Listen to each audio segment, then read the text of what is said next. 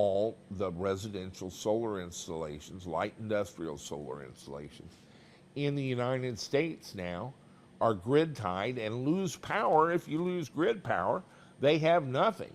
Using this technique, they could disconnect from the grid manually, bring up their off-grid inverter, and instead of powering 3 or 4 critical loads with a 24, 48 volt battery, they can power their whole house just as it always is, as long as the sun shines.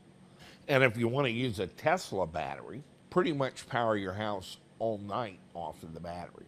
And so I think it's a big deal, and it's a big deal toward using electric vehicle batteries as the necessary storage for solar power going into the future, and in enabling homes and businesses that have grid-tied solar already or want grid-tied solar to be able to do a backup strategy that actually makes sense. Frankly, I have the grid disconnected, and if we did hook it up and we did push power out to the grid, it probably means $27 a month, and I got 100 grand in solar around here. This is why selfish solar is important.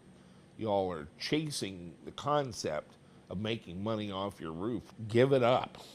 The grid is going to abuse you and beat you half to death with this little dream of getting money from them instead of giving money to them. They provide an admirable service. They do a reasonably good job of it. And you ought to just go ahead and pay the $9 a month to be connected to them and use their power when you need to.